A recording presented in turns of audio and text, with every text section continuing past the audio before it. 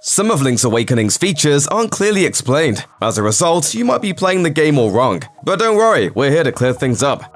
Early on in The Legend of Zelda Link's Awakening, you'll find a harried mother who's pining after a Yoshi doll.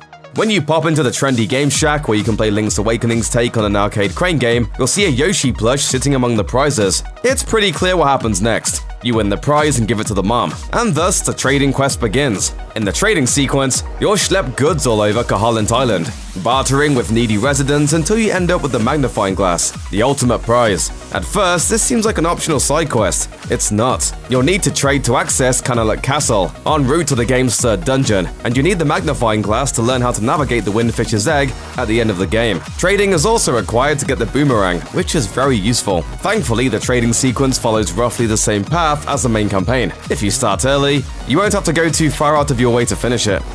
From its Game Boy debut to its current revival on the Switch, Link's Awakening was always meant to be a portable adventure, but enjoying Zelda on the road comes with a few sacrifices. If you're surrounded by other people, you might be tempted to turn your Switch's volume all the way down. Bring along a good pair of headphones instead. There's one room in the second dungeon that requires you to beat a set of enemies in a certain order, and the buzz that sounds when you do it incorrectly is the only indication that there's a puzzle at play. Also, the compass doesn't show all of the hidden keys on the map. Instead, it plays a tone when you enter a secret-filled room. In addition, you'll need to dig up hidden warps to unlock fast travel on Koholint Island. The sound that the warps make is the only real indication that you should be looking for something. You can muddle through Link's Awakening without the sound cues by relying on trial and error, but the noises will make your experience less frustrating. Even by Zelda standards, Link's Awakening is a weird game. Its strangest feature? It's absolutely crammed full of cameos by other Nintendo characters. Kirby appears as an enemy in the 7th dungeon. A Yoshi plushie features prominently in the trading quest. A goat lady catfishes a lonely writer using a photo of Princess Peach. See what we mean? Weird. Link's Awakening doesn't just borrow some Mario characters though. Occasionally, it plays like Mario 2. Link's Awakening is littered with brief side-scrolling platform sequences, many of which are filled with classic Mario foes. Play these stages like a Mario game and you'll be rewarded too. Basically, if you're running low on health when you run across a Goomba, don't smack it with your sword. Take a cue from your favorite plumber instead. Unless you're playing on Hero Mode, which eliminates health drops from enemies, jumping on a Goomba using Rock's Feather will kill it and net you an automatic heart. The plumber would be proud.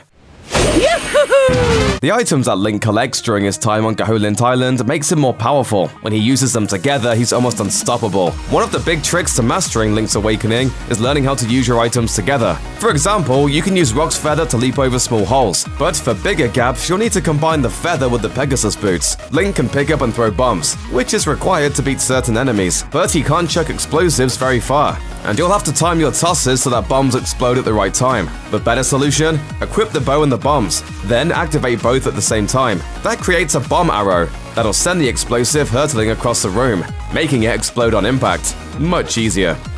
The fishing mini-game returns for the Switch edition of The Legend of Zelda Link's Awakening, and it's absolutely worth your time. By fishing, you'll be able to score 2 pieces of heart, a couple of seashells, and a fairy bottle. That's not bad for a few minutes of work. Still, if you're not patient, you might find that you're having trouble reeling in your catch. Occasionally, bigger fish will break the line and swim away, leaving you with nothing for all of your hard work. Link's Awakening never says why this happens. Here's the deal: if you're reeling in a fish while it's facing away from you, there's a good chance the line will break. In other words, don't mash the buttons as fast as you can. Wait until the fish is facing Link. When it turns around, stop. The fish will make some distance while you wait for it to face the right direction, but you'll eventually win the battle of tug of war and walk away with your well-earned prize. Check out one of our newest videos right here, plus even more SVG videos about your favorite games are coming soon. Subscribe to our YouTube channel and hit the bell so you don't miss a single one.